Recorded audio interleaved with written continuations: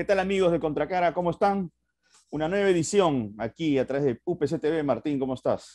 ¿Qué tal, Manuel? Semana complicada, ¿no? En Sí, Perú, en general.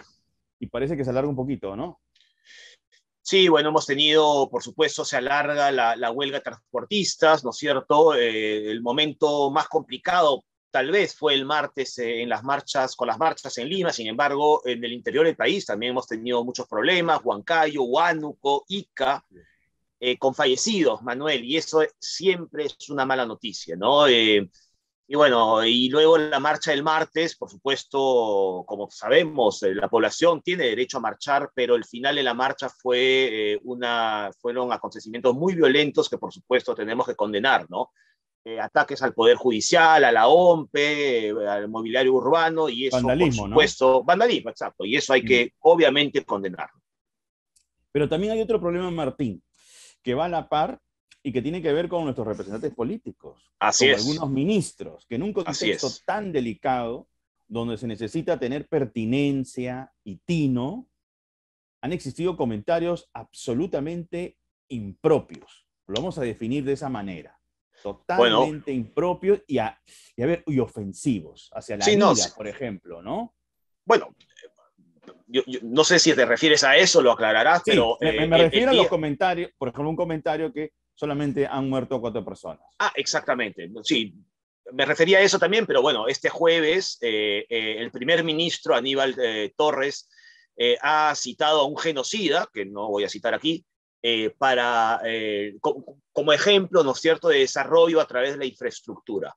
Esto ha merecido además una respuesta de la embajada alemana, lo cual obviamente nos avergüenza porque esto no debe ocurrir. Sí, bueno, mira, yo menciono el nombre para contextualizarlo, ¿no? Sí, si quieres, Adolfo Hitler no es una referencia para nada, de aspectos positivos, de para nada. nada. Así es. Entonces, ¿dónde está la capacidad de poder discernir el contexto y lo que representa Hitler? Hitler es la representación de un mal que destruye gran parte de Europa en los años 40.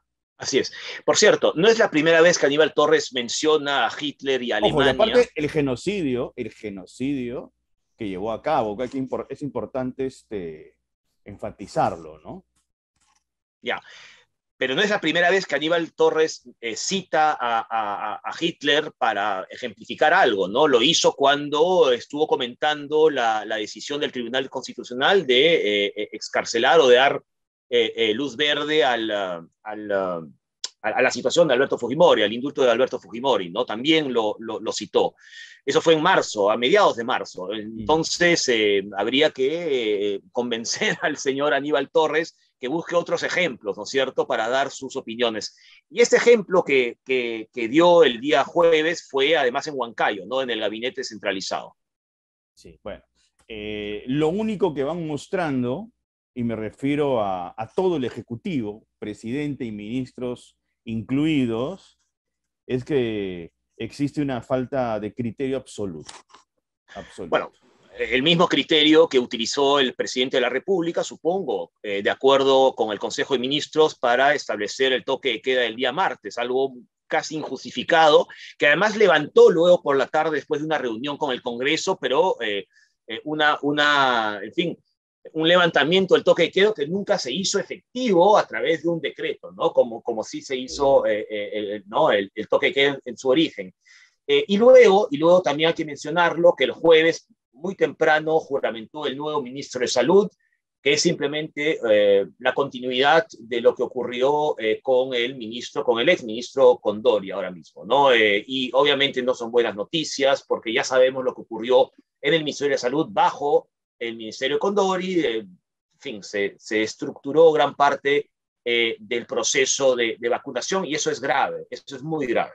Claro, se ha desmontado y toda la gente Así es, valiosa que ha estado en la gestión anterior incluso, porque claro. técnicos, profesionales que venían trabajando de hace tiempo, ya no están, y Uh eso -huh. atenta contra la eficiencia de la vacunación en el país. Sin duda, sin duda. En un momento además en el que los contagios son bajos, las muertes son bajas, pero justamente hay que aprovechar este momento para reforzarse. Pero en fin. Manuel, durante el programa anterior hablamos con Francesco Tucci acerca de la situación, obviamente, de Ucrania y de Rusia y cómo eso afectaba a nuestro país o a la región. Sin embargo, no es el único problema que existe en el mundo, ¿no es cierto? Un poquito más al este, las dos Coreas vuelven a protagonizar un momento de tensión por algunas declaraciones de autoridades norcoreanas. Sí, bueno, Corea del Norte es un país que siempre ha estado con una actitud muy a la defensiva, ¿no? Sí, sí. Y no solamente eso, porque esa actitud a la defensiva se traduce en trabajar con misiles, con la pretensión de poder agredir a países que se encuentran cerca, como Japón, por ejemplo. O sea, cada cierto tiempo a Japón le lanzan un misil que cae en el mar. Cae en el mar. Ahora hay una obsesión disuasiva nuclear contra Estados Unidos.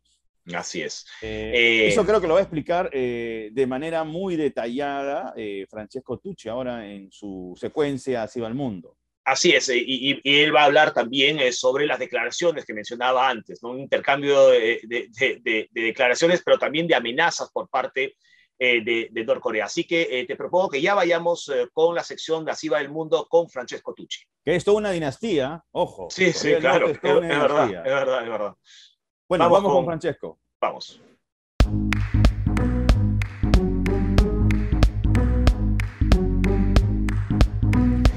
En caso de que Corea del Sur opte por una confrontación militar con nosotros, nuestra fuerza de combate nuclear tendrá que cumplir su deber.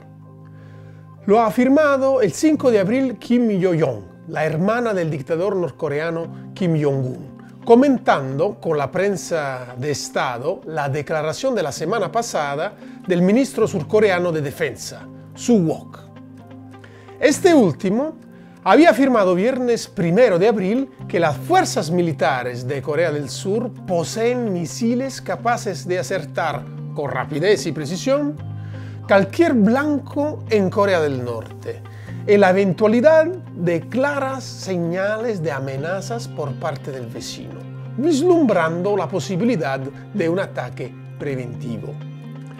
Kim Yo-jong, 34 años, funcionaria de alto rango en Pyongyang, con el cargo de subdirectora del Departamento de Propaganda y Agitación del Partido del Trabajo de Corea y miembro de la Comisión de Asuntos Estatales, en precedencia ya había comentado la afirmación del ministro surcoreano, afirmando que era un error muy grande que el lunático Soo haya planeado un ataque preventivo contra una potencia nuclear.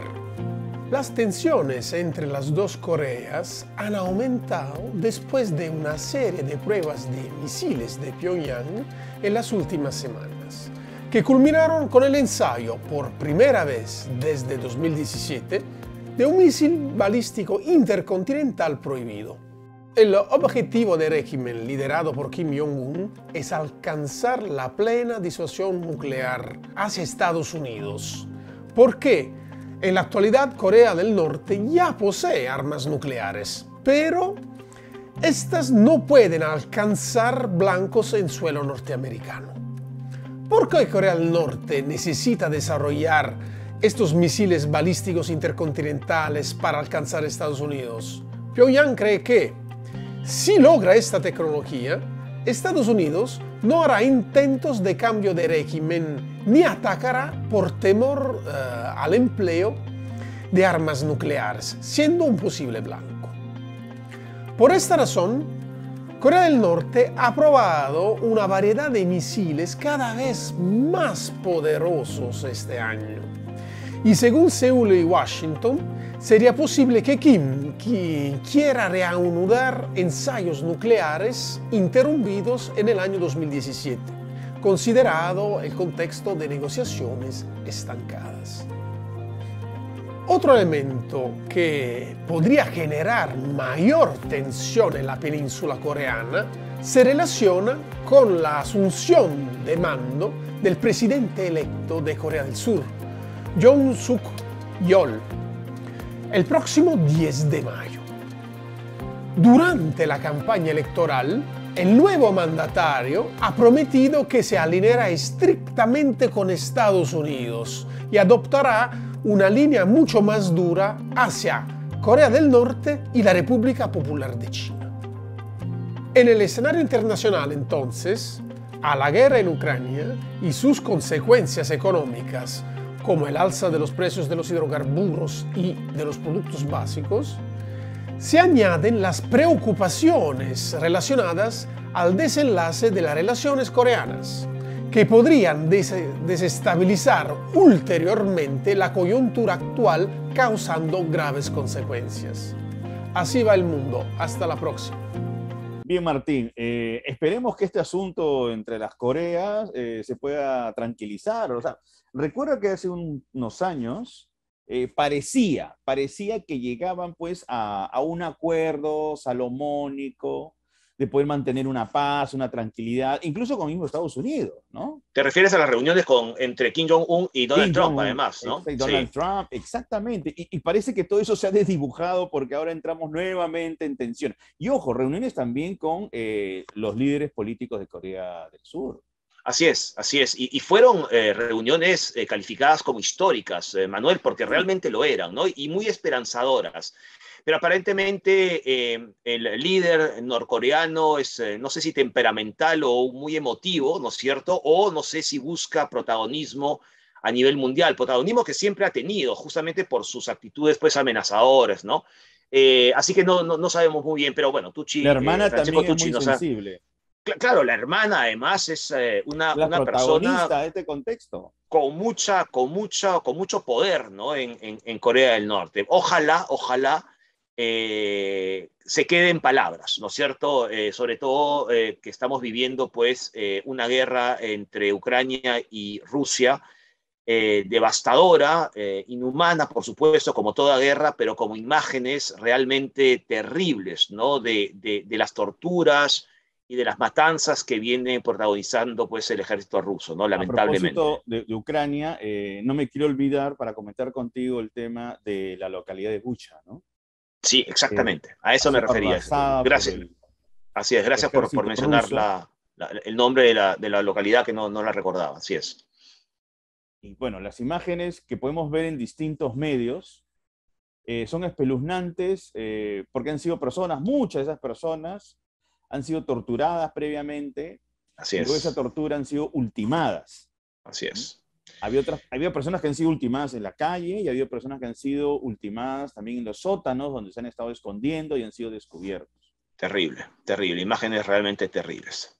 En fin, Manuel, vamos a tocar ahora lo que comentábamos al principio del programa, que es la coyuntura nacional, la preocupante coyuntura nacional, las marchas, las huelgas, la situación del Congreso y, por supuesto, la situación del Consejo de Ministros y del presidente Pedro Castillo.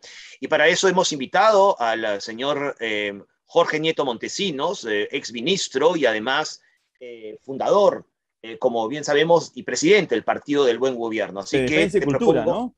De Defensa y Cultura, así es.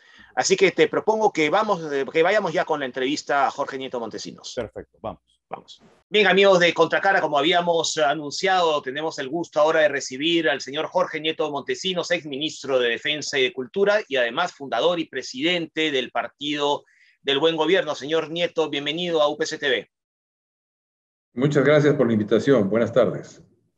Señor Nieto, fíjese, hemos pasado una semana muy complicada y cuando ocurren esos hechos como el paro de transportistas, con muertos, por cierto, lo cual es lamentable, la marcha del pasado martes, en fin, problemas en las carreteras en Ica, Huánuco, y luego vemos a un gobierno que establece un toque de queda sin mucha justificación, o un ministro de salud, ¿no? Que es nombrado y que es la continuación del señor Condori, además cercano a Vladimir Cerrón, o el jueves a un primer ministro que cita a Hitler. ¿Cuál es la valoración de una semana claramente complicada que hemos tenido, señor Nieto? ¿Usted ve futuro a este gobierno? Es lo que elegimos en la primera vuelta. Decidimos eso. En su momento, yo en ese momento estaba como candidato al Congreso, pero razonaba la situación nacional. yo decía que habíamos tenido 4 años de polarización política y que si elegíamos a uno de los actores o a dos actores de la polarización política para el siguiente periodo, lo que estábamos eligiendo es más polarización política. Y eso es lo que tenemos. Polarización política muy intensa durante estos meses de gobierno, incluso los previos a la asunción del nuevo gobierno, pero con el añadido adicional de que tenemos en el gobierno, y yo diría en la oposición, mucha incompetencia política, mucha. Ujú. Estos incidentes del último tiempo no son sino obra de una medida equivocada del presidente y de una inacción gubernamental durante varios meses. Los problemas que colocan los transportistas no son un rayo del cielo sereno. Están ahí por lo menos hace 4 o 5 meses. Y ellos abrieron una ruta de negociación con el anterior ministro de Transporte, planteando las demandas que todos tienen. Los transportistas es una palabra muy gruesa. Hay muchos tipos de transportistas, muchos tipos de transporte y que tienen demandas distintas y que tienen actuaciones distintas. Pero justamente el discriminar todo eso, distinguir los distintos matices del gris, permite que uno pueda descomponer un problema y tratarlo parte por parte. Pero este gobierno no ha hecho eso. Y si alguna vocación tuvo, es la que comienza a realizar ahora. Vocación de rendición. Porque lo que están acordando como medidas, además de atender algunas demandas legítimas, justas, problemas que tienen que ser conversados para encontrar una forma de solución, lo que están planteando algunos sectores de transportistas es hacer tabla rasa de todo tipo de legalidad. Así es. Condonación de papeletas, reorganización, dicen, pero en realidad liquidación de la SUTRAN, que es el organismo contralor de esta parte de la vida social en el Perú, y otros adicionales que están pidiendo, como legislaciones nuevas, facilitación de transportes, en fin, no me molesten, déjenme hacer lo que yo quiero y que no haya ni ley ni sanción. Y este gobierno tiene vocación de eso, frente a eso tiene vocación de rendición. Y la otra demanda es la de los agrarios, que también está hace meses. Yo estuve en diciembre en Huancayo, parte del esfuerzo que estoy haciendo para movilizar conciencias. Y en esa ocasión tuve oportunidad de conversar con los dirigentes agrarios de la región. Y me anunciaron que al día siguiente harían un paro por las demandas que están planteadas al día de hoy. Hay un incremento de los costos de los fertilizantes y otros insumos que triplican su valor. Y este es un sector que no tiene acceso al crédito. Por tanto, tiene que bailar con su propio y triste pañuelo. Y no están en condiciones de afrontar la nueva cosecha, que no es ahora. Ahora estamos al final, perdón, la nueva siembra. Ahora estamos al final de la cosecha. Todavía los campos están verdes, todavía hay un poco de dinero en el bolsillo. Pero en un mes y medio viene la nueva siembra y ahí va a estar el problema real. Y hemos tenido 3 ministros de Agricultura, 3. Y sin embargo, este problema no ha sido tratado por ninguno, estando ahí sobre la mesa. De modo que el resultado es el resultado de un gobierno incompetente y de una oposición que está mirando solo su ombligo. ¿Cómo hago para garantizar que yo tenga 5 años de gobierno en nombre de la gobernabilidad y en nombre de la democracia, cuando en realidad, en buena parte, es en nombre de la quincena? Me hacen acordar a mí. Señor Nieto, Montesinos, fíjese, usted ha apuntado algo que es muy importante y que es evidente, el tema de la incompetencia en este gobierno. Ya no estamos discutiendo temas ideológicos, ahora estamos discutiendo por qué el presidente de la República se afana constantemente en elegir gente que no tiene ningún tipo de cualidad para la gestión pública. Entonces, acá va la pregunta. Martín se refirió ¿hasta cuándo podría durar esto? Es decir, ¿hasta cuándo puede durar este gobierno? Y la ciudadanía tiene un rol en este sentido. Una cosa es que la institucionalidad tenga una fuerza simbólica y otra cosa es que esa fuerza simbólica también se traduzca en términos prácticos en la realidad como que funciona. Y no está funcionando. Entonces, ¿cómo ve usted el comportamiento de una ciudadanía en un corto plazo? Ya ni siquiera digo mediano, en un corto plazo. Porque el ciudadano, más allá de los comportamientos políticos, tiene una voz muy fuerte, muy poderosa y podría también determinar un escenario político. Sin duda. Hay 5 factores que concurren a una crisis como la que hoy día tenemos. No lo digo de mi memoria, lo digo de analizar las 25 o 26 crisis constitucionales que hemos tenido en la región en los últimos 20, 25 años. Esos 5 factores son el Ejecutivo. Hay que analizar capacidades, potencialidades, ideas, propuestas, iniciativas, qué cosas tienen en la cabeza, cómo la quieren realizar, qué calidad de liderazgos, en fin, Ejecutivo. Congreso, en donde hay que ver su composición, sus tendencias, las posibilidades de la geometría de las alianzas internas en el Congreso, su visión de lo que está pasando en el país y cómo piensa enfrentarlo, y la resultante de esa geometría de alianzas, la calle, que incluye a los medios de comunicación, es decir, la movilización ciudadana de la que usted estaba hablando, las Fuerzas Armadas, que también son un actor silencioso, ya no es el actor protagónico de los años 60, se daba un golpe de Estado, claro, y se acabó el autor golpista, pues, ¿no? El triste... Ya no es eso, pero actúa. En las 25 o 26 crisis constitucionales actúa. La Fuerza Armada en toda esta larga etapa de crisis constitucionales, lo que hace es, a ver si lo distinguen, lo que hace es esto. O esto. Levemente se inclina hacia un lado o hacia el otro. En el caso de Evo Morales, en la reciente crisis constitucional de Bolivia, tuvieron un rol precisamente el que estoy señalando, silencioso, pero simplemente hicieron un guiño y el asunto fue resuelto. Y el último poder que interviene, el último factor de poder que interviene en estas crisis, son los actores externos. Alguna embajada o algunas embajadas, organismos internacionales como la OEA, como Naciones Unidas, como la Comunidad Europea, que tienen por sus propios vínculos y capacidades. La embajada de Estados Unidos siempre ha cumplido un rol en la región, no solamente acá en el Perú, en la región. Claro. Entonces, estos son los 5 factores que intervienen en estas crisis constitucionales. De cómo se combinen está la resultante. A veces, el Ejecutivo tiene la capacidad de atraer al conjunto de factores y ponerlos a su favor, resuelve contra el Congreso la crisis. Fujimori, 5 de abril, no el anterior. El anterior. ¿No? Tuvo la capacidad de cohesionar a todos los factores, tuvo un apoyo muy grande de la población, no hay que olvidarlo, 89, 92%, 92% apoyaba. Aparte del respaldo de las Fuerzas Armadas, ¿no?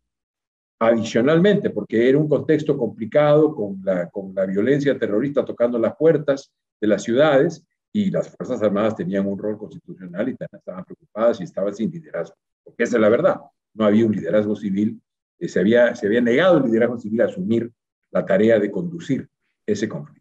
Lo sé porque en su momento hablé con generales en retiro y en actividad que sentían esta ausencia. Pero estaba diciéndoles que a veces se inclina hacia el Ejecutivo, como en el caso de Fujimori, a veces hacia el Congreso.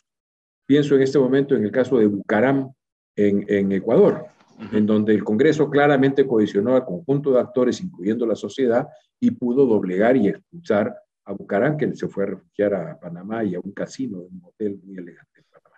Bueno, Magua también terminó saliendo, ¿no?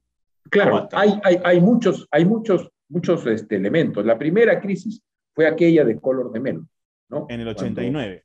En donde tuvo un rol decisivo la ciudadanía. Para que la ciudadanía tenga un rol decisivo, tiene que tener dimensiones de movilización como aquellas brasileñas.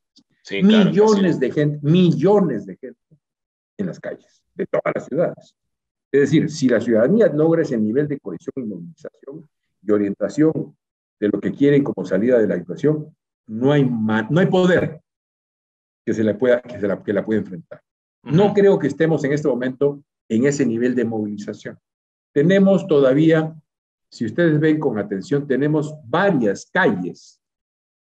La movilización del 5 de abril ha sido una movilización de las clases medias, una movilización mesocrática en Lima, muy intensa, ciudadana, no la desmerezco para nada. Hay una expresión política de enojo porque ha sido coactada su libertad y ha salido espontáneamente esa movilización. Y la movilización, perdón Martín, contra Merino, que al final todo desemboca en la salida de él. Sí, claro. Ahí tienes otros elementos adicionales, un gobierno sin legitimidad, frágil, No elegido, no elegido, ¿no? Sí. Un liderazgo además no entendía lo que estaba pasando.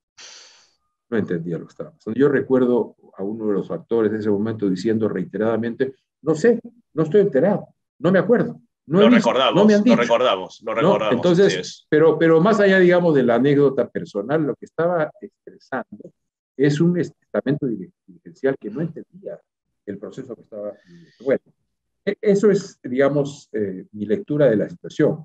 Todavía tenemos varias calles. Hemos hablado de la migración mesocrática de Lima, del 5 de abril, muy importante. No la desmerezco, vuelvo a repetir en absoluto. Lo repito porque hay gente que la desmerece.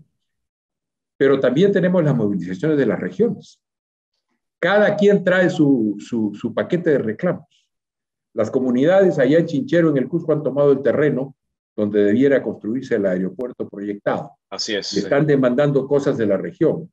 En Ica ha habido una confrontación muy violenta alrededor de la carretera que ha llevado al gobierno a dar este decreto un poco ridículo de estado de emergencia en toda la red vial nacional del país. O sea, estamos hablando de 20 y tantos mil kilómetros de carreteras. No hay Fuerza Armada ni Policía Nacional que pueda cubrir esa medida. Generalmente son medidas localizadas en trechos específicos donde están produciéndose hechos vandálicos o ilegales, ¿no? O simplemente situación de desorden público que tiene que ser establecido. De modo que hay varias calles todavía. En Lima ha sido muy fuerte el grito contra Castillo, ¿no? Contra Castillo sobre todo, y en menor medida aparece el que se vayan todos. En las regiones, la cosa más va por el que se vayan todos que concentrarlo específicamente en Castillo. Aunque en Huancayo la interpelación al presidente ha sido brutal. Señor Nieto, usted ha hablado de oposición al principio y no olvidemos que esta medida del toque de queda decretada el lunes por la noche pues generó las movilizaciones del martes 5 de abril. Y que, por cierto, fue una medida incluso apoyada por el señor Jorge Montoya por la mañana, es decir, que le parecía bien porque efectivamente tenía pues ciertos rumores, ¿no?, sobre posibles saqueos. Pero yo hace unos días escuché una frase suya, señor Nieto, que me pareció interesante para preguntársela ahora, porque tenemos un gabinete con constantes cambios de ministros, de viceministros, en fin, de asesores, y usted habló de un concepto que yo no había escuchado antes en un contexto como el nuestro, y era un gobierno de gabinete, ¿de acuerdo? Y sin embargo, yo quiero preguntarle si su idea todavía está vigente, tomando en cuenta que tenemos un primer ministro que tiene claros problemas de comunicación y de ejemplos, ¿no es cierto? Y ministros que van y vienen, ¿no? ¿Es un concepto o es una idea que puede mantenerse ahora mismo, a menos que haya un cambio pues, radical de gabinete, obviamente? Las crisis políticas son brutales, son crueles. En una crisis política, lo primero que se mide es la dimensión de las personas, de los actores, hombres o mujeres. Y hay actores que frente a las crisis políticas crecen, encuentran el momento adecuado para sacar toda su capacidad, todo su talento y encuentran la ruta para hacerse cargo de la decisión y conducirla. Y hay actores y personajes que en una crisis política se vuelven pequeños. Creo que el caso de varios de los ministros de este gobierno es ese. Frente a la magnitud de la crisis, esta los ha ubicado en su verdadera dimensión. Y uno de los casos, me parece, es el del señor que ocupa hoy día la oficina de la presidencia del Consejo de Ministros. Yo lo había visto en su comportamiento anterior y me pareció siempre que no mostraba las calidades que me parecía que debía tener alguien que ocupara una cartera de esa importancia y que tuviera un rol tan cercano al presidente. Pero me lo guardé in pectore porque dije, a lo mejor estoy equivocado y no es así. Pero ya los acontecimientos muestran claramente que han sido rebasados por la situación. Y los otros ministros también, ¿no? Que minimizan, por ejemplo, la cantidad de fallecidos en estas protestas, ¿no? Por ejemplo. Si se escucharan a sí mismos. Así es. Si se escucharan a sí mismos. Claro. Creo que es un ejercicio que tendrían que hacer, porque la verdad es increíble. Y todo esto se grafica en una imagen, para mí es terrible, si uno la ajusta desde el punto de vista histórico. El señor Castillo, que fue elegido como el maestro rural, el rondero campesino, el hombre del pueblo, ha tenido que ir rodeado de 1.500 policías a Huancayo a reunirse con los dirigentes del pueblo. Es dramático. Cuando uno dimensiona en una perspectiva de largo plazo el significado de esa imagen, el hombre que viene de allí regresando rodeado de palos y bayonetas para que pueda garantizarse la tranquilidad de su comunicación con la gente, es una imagen brutal. Eso significa que se ha roto totalmente la vinculación con el segmento que le dio la victoria electoral, porque buena parte de su victoria electoral, ¿no? El pacto social está quebrado. Sí, su legitimidad está en cuestión. Empezó a estar en cuestión con las noticias que nos dio un canal de televisión nacional hace unos meses. Ya van a ser como 105 días, pero ha continuado porque no ha habido respuesta y luego estas medidas del último tiempo nos muestran un gobierno errático. Ahora, una consulta muy puntual que tiene que ver con esto, de alguna u otra manera. Usted estuvo voceado para ser primer ministro. Teóricamente, ¿cuán cerca estuvo? Teóricamente, porque al final se supo que esto parecía más bien una maniobra, como ganar tiempo por parte del actual presidente para nombrar a otras personas. Pero usted, teóricamente, ¿cuán cerca estuvo de ser primer ministro? Pues todo lo cerca que suponía las dos condiciones que yo puse abiertamente en público cuando se me habló de esa posibilidad. La primera es que hubiera una explicación creíble y convincente de las nubes de corrupción que rodean a la figura presidencial. En varios ministerios, ¿no? Pero específicamente en el caso del presidente. Específicamente.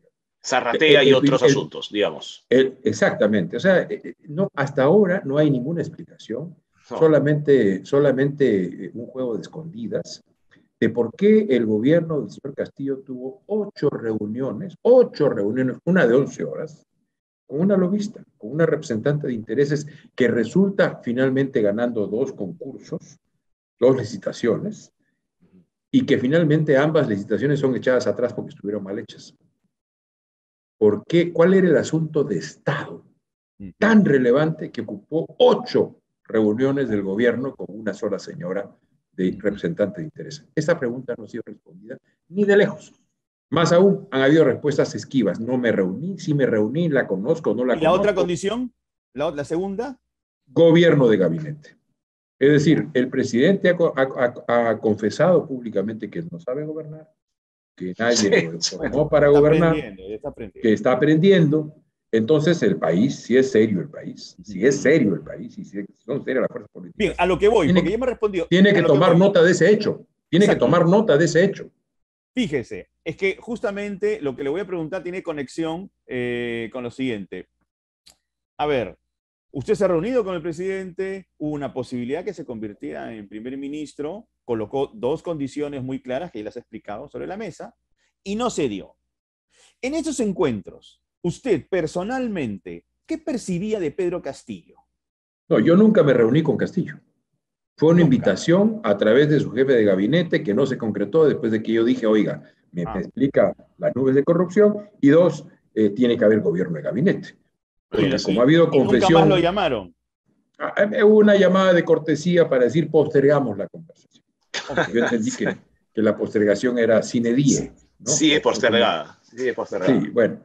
Pero más allá de la anécdota, ¿cuál es el tema sustantivo? El tema sustantivo es que el país necesita un gabinete que tenga capacidad política, que tenga capacidad técnica, que tenga respeto y legitimidad y que construya o que sea resultado de una composición de fuerzas en el Congreso que le garantice gobernabilidad. ¿Usted lo ve posible esto bajo la presidencia de Pedro Castillo? He dicho que se necesita un gabinete de este tipo. Puede ser con Pedro Castillo, puede ser con la señora Boluarte o puede ser con quien venga. Pero que necesitamos eso, necesitamos eso. Entonces está dejando la puerta abierta con ese comentario que mañana más tarde podemos tener a otro presidente o presidenta. Bueno, mañana más tarde me refiero antes que cumplan los 5 años, ¿no? Es que yo creo que la renuncia del señor Castillo está planteada sobre la mesa. Okay. Son 6 muertos ya. Sí, El aprendizaje no puede hacerse a costa de vidas humanas. sí, La totalmente. tranquilidad que dicen las autoridades, los ministros respectivos, es que no lo dicen así, pero lo voy a decir como lo insinúan. Nosotros no los matamos. Se cayó al Claro, río, lo claro, atropellaron, no pudo claro. ser atendido. Oiga, ¿un gobierno es responsable por acción o es responsable por inacción, por Mm, omisión? sí, Y aquí ha habido negligencia de gobierno porque habían demandas y por eso marco el hecho. Hace 4 o 5 meses colocadas en el debate público, en la mesa de los ministerios. 4 o 5 meses en los cuales no se hizo nada. sí. ¿Es complicado resolver lo que tenemos? Claro, la gente dice, oiga, pero usted no puede ignorar que esto es un fenómeno que viene de fuera. Claro, el origen de los incrementos de los precios de combustibles y de fertilizantes viene de fuera, es un fenómeno Seguro, internacional. seguro, seguro. Pero la gestión política es nacional. Como ocurre en otros Y países, por cierto. como ocurre en otros países en donde no está ocurriendo lo que nos está ocurriendo a Así nosotros. es, así es. Está viendo los incrementos y están viendo cómo hacen para resolverlo, pero no Mm. está viendo ni muertos ni movilizaciones como están ocurriendo aquí en el Perú. Señor Nieto, hay un elemento del que no hemos hablado y yo creo que es clave en esta crisis, o quiero preguntarle si usted cree que es clave, y es la figura de Vladimir Cerrón, que aparentemente llegó a tener un cierto quiebre con Pedro Castillo, pero parece bastante claro que ese quiebre ya no es tal. Y hay un nuevo acercamiento ya desde hace unos meses, el nombramiento del señor Condori al frente del Ministerio de Salud, creo que fue una prueba, y el continuismo en el Ministerio de Salud ocurrido el jueves, creo que es otra prueba. ¿Usted cree realmente que este personaje como Vladimir Cerrón tiene una influencia o sabe cosas que le permiten tener control también del gabinete y del propio presidente? Y yo creo que no hay que sobredimensionar ni los hechos ni los personajes. Hay que Ok, ubicarlos en su justa medida. Aquí el problema es la lógica con la cual el señor Castillo razona la situación y construye su gabinete. Un gabinete es muchas cosas. Entre otras, es un sistema de alianzas alrededor de lo que uno considera el propósito fundamental. ¿Cuál es el sistema de alianzas que el señor Castillo, ninguno que el señor Castillo, ha elegido para diseñar su gabinete? Él ha elegido una estrategia defensiva, dado que la vacancia ha sido colocada casi con una obsesión por un sí, sector de la política peruana ubicada en la derecha, que están planteando el tema de la vacancia desde el día anterior de que asumiera la presidencia el señor Castillo, como si fuera no una medida política, no una sanción política, sino lo que acabo de decir, una obsesión. Como esa es la obsesión que enfrenta el señor Castillo ha terminado finalmente subordinado y sometido a sus adversarios. Y lo que ha hecho, lo que ha trazado es una estrategia defensiva. Tengo que tener garantizados 44 votos en el Congreso para que no me vaquen. claro. Y eso es lo que ha logrado. Si usted suma los votos de Perú Libre, más los votos de Perú Democrático, más los votos de Juntos por el Perú, hacen exactamente 44 votos. Si a eso le suma el pastoreo infantil de los niños y niñas que el gobierno ha podido asociar a las obras del Ministerio de Transportes y otros, tiene usted 48, 49, por tanto, la vacancia por vía constitucional no se puede, y no se puede además ninguna modificación de naturaleza que exija una votación de naturaleza calificada. Y no ha estado ni cerca, por cierto, ni cerca. No existe esa posibilidad en el corto plazo. Entonces, pero el presidente ha orientado toda la estrategia del gobierno alrededor de eso. ¿Qué significa eso? Y eso me parece a mí lo que tenemos que conversar. Lo que significa es que ese gobierno defensivo tiene un solo propósito: durar. Yo les hago ahora, ya sé que no es mi rol, pero permítanme que lo haga, les hago ahora a ustedes una pregunta. Ustedes son gente informada de la política nacional. Díganme ustedes, añado elementos adicionales. Todos sabemos que Belaúnde tenía como obsesión la carretera marginal. Así es. Y cada presidente ha tenido su propia obsesión, que si hacemos el listado rápidamente vamos a recordar cuál era la obsesión de política pública. Tren eléctrico, El tren etcétera, eléctrico etcétera. García. Cada quien tenía su obsesión. ¿Cuál es la obsesión del gobierno del señor Castillo? Una sola cosa. Lo que pasa es que frente a ese interrogante, lo que nos está planteando es poder manifestar algo que es evidente. Es un gobierno que no tiene norte. Es un gobierno que está descabezado. O sea, teóricamente hay alguien, pero esa persona no piensa ni para adelante, ni para atrás, ni para los costados. Entonces, yo ahora le hago una pregunta de la siguiente manera. ¿Cuánto tiempo más vamos a resistir en esta situación? ¿Qué indicios usted identifica en la realidad que nos pueda permitir un ejercicio predictivo y decir, ojo, de pronto esto no pasa de este año? Todo el tiempo necesario para que la ciudadanía se haga sentir en toda su dimensión y en todas sus partes. Si la ciudadanía sale masivamente a las calles a demandar lo que ya está demandando, que es en la práctica el que se vayan todos, hay muchas formas de salida. Pero no estamos en esa instancia todavía. Yo creo que todavía no. ¿Qué falta para que se llegue a esa instancia? Bueno, que es que el hartazgo se llene, que probablemente hayan más demandas insatisfechas, ya la incompetencia del gobierno es clara, ya la falta de voluntad y también la incompetencia del Congreso es evidente, ¿no? No están haciendo su rol de control político ni en absoluto, ¿no? La falta de imaginación es clarísima. Miren, les pongo el caso de lo que acabamos de hablar, transporte y agricultura. Las soluciones son más o menos sencillas. Es decir, tenemos que comprar con los dólares que produce el cobre, paz social y tiempo. Eso es lo que hay que hacer. En un caso se pueden llamar bonos, en otro caso se puede llamar reducción del impuesto al consumo, en el caso de los combustibles, lo que sea. Pero estamos comprando con dólares del cobre, paz social, tiempo. ¿Tiempo para qué? En el caso del transporte, y creo que tiene que ser asociado esto que voy a decir a la compra del tiempo con los dólares del cobre, tiene que abrirse un programa de financiación en muy buenas condiciones para que los transportistas públicos pasen de vehículos de combustible de origen fósil a vehículos de energía eléctrica o solar. Lo están haciendo ya otras ciudades de América Latina. ¿Por qué no lo podemos hacer nosotros? ¿Por qué no damos pasos sustantivos aprovechando la crisis? Aprovechando la crisis, damos pasos sustantivos para marchar a otro patrón energético. Pero este tema no aparece en la discusión. Parece que para los líderes del Perú parece que la crisis mundial medioambiental no existe. Lamentablemente la respuesta a esa pregunta que usted hace, señor Nieto, aparentemente depende de visitas a lugares como Zarratea, ¿no es cierto? De acuerdos por debajo de la mesa, ¿no? Porque efectivamente es una tendencia a nivel mundial. Y es extraño cuando justamente vivimos en un país que ha tenido mucho dinero en algún momento para hacer ese tipo de cosas. Ahora, quería hacer otra pregunta. Y en el caso de la agricultura, para poner un elemento adicional, es también aliar la situación comprando paz social y tiempo con los dólares del cobre, pero tenemos que abrir un horizonte. Y el horizonte es una tarea que hemos postergado y no realizado en los últimos 20, 30 años. Lo intentamos con el gas de Camisea, lo intentamos con Bayóvar, pero no lo concretamos. ¿Qué cosa es?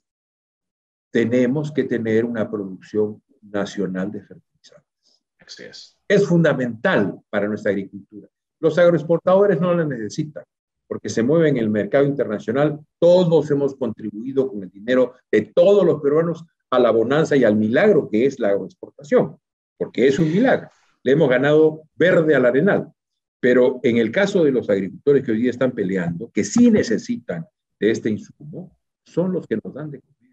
Así es. Señor Nieto, antes que me olvido, volviendo a las movilizaciones ciudadanas, como las que hemos tenido el martes, por ejemplo, el lema de que se vayan todos es un lema que paraliza no solamente al Ejecutivo, sino también al Legislativo. Y en ese tipo de temas sí parecen bastante de acuerdo, ¿no? Y además de otras cosas, el problema del transporte en el Congreso también aparentemente algunos extremos se ponen de acuerdo. En el tema, por ejemplo, de las universidades, concretamente de la SUNEDU, es un tema en la que también se ponen de acuerdo los extremos. Y en la oposición al lema que se vayan todos, aparentemente también se ponen de acuerdo. ¿Será suficiente las movilizaciones ciudadanas en ese sentido? Con Collor de Mello, el elemento decisivo fueron las movilizaciones ciudadanas. Millones de gentes en las calles, millones, hartas de hechos de corrupción comprobables y comprobados. De modo que depende del factor movilización de la sociedad. Yo veo lo mismo que usted.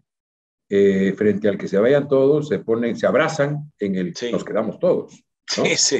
Yo cuando veo ese abrazo recuerdo un cuento de los 12 cuentos peregrinos de García Márquez.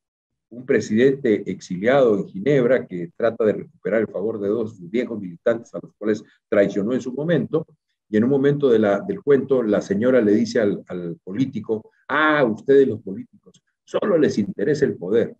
Y el expresidente la mira con cierta conmiseración en el cuento y le dice: señora mía, el poder a unos cuantos, a la mayoría solo la chamba. Claro. Eso es Pues triste, sí. pero antes que terminemos con la entrevista, le quería decir lo siguiente. Usted ha mencionado las grandes movilizaciones sociales que se han tumbado gobiernos.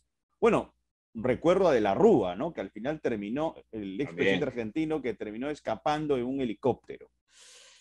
Le pregunto lo siguiente: ¿qué pretende el presidente Pedro Castillo desde este escenario, desde ese contexto? ¿Qué puede inferir?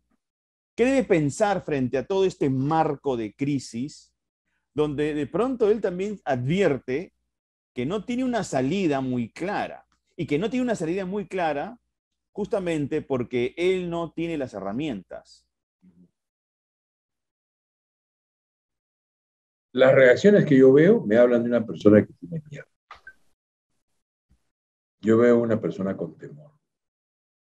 El despliegue de esos 1.500 policías en Huancayo, la medida desproporcionada de encerrar a toda la ciudadanía en Lima, la declaración del estado de emergencia en toda la red nacional vial, me habla de una persona que está con un profundo temor.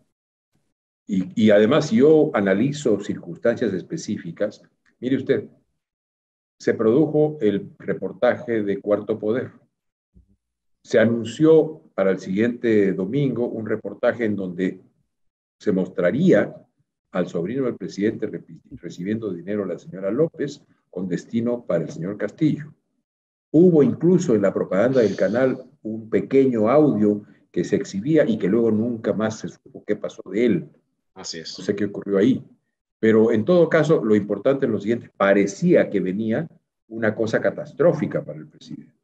Y el día sábado, él reunido con alguna comunidad campesina en la Sierra del Perú, él anunció desprevenidamente que estaba haciendo una chanchita para los niños.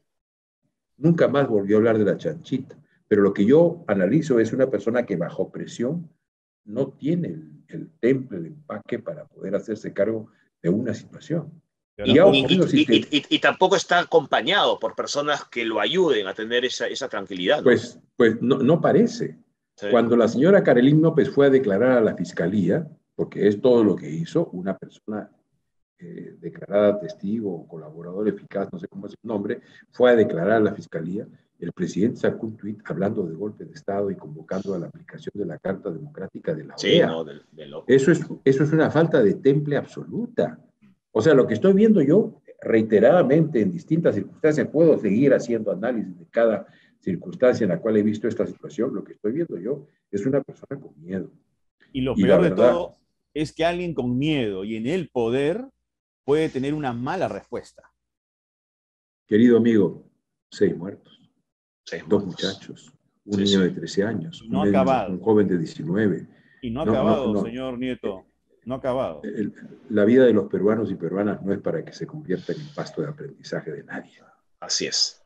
Señor Nieto, cada cierto tiempo lo llamamos para que haga una valoración de nuestro país. En esta ocasión, no somos muy optimistas, pero esperemos que la próxima vez que hablemos haya alguna luz, ¿no es cierto?, de esperanza, que podamos salir adelante. Le agradecemos mucho que nos haya acompañado en Contracara, señor Nieto. El agradecido yo. En circunstancias como esta, yo siempre pienso que somos una sociedad que tiene detrás de sus espaldas 10.000 millones de años. Y que vamos a persistir 10.000 millones de años más. De modo que resolveremos esta circunstancia, nos desharemos de lo que es hierba mala y encauzaremos el país. A nivel individual no tenemos tanto tiempo, pero comprendemos la respuesta de la trascendencia de una sociedad. ustedes tienen más tiempo que yo. Bueno. Y yo soy optimista, así que tienen que serlo de todas maneras. Pues con ese mensaje acabamos y acabamos mejor, ¿no? Muchas gracias, señor Jorge Nieto. Muy amable. Muy amable. Hasta luego. Gracias. Ok, Martín, me parece que las cosas están bien claras desde el punto de vista del señor Jorge Nieto Montesinos. Es un momento delicado, complejo, pero ojo, ha tocado un tema que me parece muy interesante para analizarlo, el comportamiento de la ciudadanía. Y ha hecho comparaciones con otros países, en otros contextos, por ejemplo, el de Collor de Mello, que en el año 92 es suspendido sus funciones presidenciales, año 92, yo me confundí, dije 89, año 92. Y después tenemos el ejemplo pues, de la Rúa, ¿no? Que de la Rúa en Argentina salió escapando en un helicóptero. Es verdad. Pero mi pregunta es decir, lo que nos está diciendo, lo que nos ha dicho Jorge Nieto es que es el momento de la ciudadanía. Yo creo que, digamos, la marcha del pasado martes 5 de abril fue una marcha considerable, ¿no? Él no menosprecia la marcha, pero cree que tiene que ser mucho más masiva. Y mi pregunta es si tenemos esa capacidad de movilización, porque aquí ya, fíjate, Manuel, ya no es un tema si has votado o no por el señor Castillo en primera o en segunda vuelta. Es un tema de que efectivamente tenemos un ejecutivo que no está funcionando, que no está solucionando las cosas. Al contrario, las está complicando, condonando deudas que vayamos a saber cuántos decenas de millones de soles representan, ¿no? A los transportistas, por ejemplo, ¿no? Y que tienen otras reivindicaciones que, por supuesto, están en fin, justificadas. Pero tenemos la capacidad de esa movilización a tal punto de presionar a un ejecutivo elegido, ¿no? Porque mencionábamos antes también lo de Merino, pero fue algo transitorio y, en fin, muy controversial en aquel momento, ¿no? Sí. Ahora, las capacidades de movilización social existen de manera latente, ¿no? Para que se dé una gran movilización social, me parece que el Ejecutivo ya tendría que llegar a un punto sumamente extremo que provocaría un escenario de esa naturaleza, ¿no? El asunto es que no se llegue a eso, ¿no? El asunto es que la cosa se estabilice, que el país no entre en una vorágine de caos y de inestabilidad que pueda generar otros problemas. ¿Estaremos a tiempo? ¿Estaremos a tiempo? Mira, de momento las señales que da el Ejecutivo no son buenas. Porque el señor Nieto dijo además que la renuncia del presidente está sobre la mesa. Claro, esa es ya una opinión de él, ¿no? Sí, claro, claro. Ojo, ya esto está cerca. Bueno, a ver. Vamos a ver qué ocurre. Lo que pasa, Martín, es que lo que tenemos que aprender nosotros los ciudadanos es a pensar también en términos de institucionalidad. Los pasos que se tengan que seguir tienen que corresponder a un marco institucional. De lo contrario, nos convertimos en una tribu, ¿ya? O sea, cada uno hace lo que quiere. Uno de los grandes errores que se han cometido es que se han malbarateado normativas que eran de uso exclusivamente para situaciones especiales. Así es. El tema de la vacancia, la amenaza de cerrar el Congreso. Se han convertido en herramientas de intimidación y no en herramientas para poder aplicarlas en circunstancias de excepción. Es que la clase política no nos la pone fácil, pues tampoco, la verdad. Sí, y ahora, lamentablemente, como habíamos conversado con el señor Nieto Montesinos, ya no estamos discutiendo diferencias ideológicas. No. Estamos discutiendo de algo muy puntual. No hay competencia en ninguno de los miembros del Ejecutivo. No. Y entiéndase Ejecutivo por el presidente y sus ministros. Y todos sus ministros. Bueno, Manuel, seguramente lo volveremos a hablar la próxima semana, porque es un tema que va a seguir. No parece que el final de la crisis esté cerca, pero en fin, vamos a ver cómo se comporta el Ejecutivo y también el Legislativo, por cierto, y obviamente la ciudadanía también, Manuel. El Legislativo que también tiene un rol importante y no ha demostrado tener tampoco luces. Para nada, para nada. Tampoco ha demostrado tener luces. Eso es lo que tenemos, Martín, ahora. Así es. Eso es lo que tenemos. Eso es lo que tenemos. Así es, lamentablemente. Chao, Manuel. Chao a todos. Chao. Nos vemos la próxima semana. Cuídense. Chao, chao.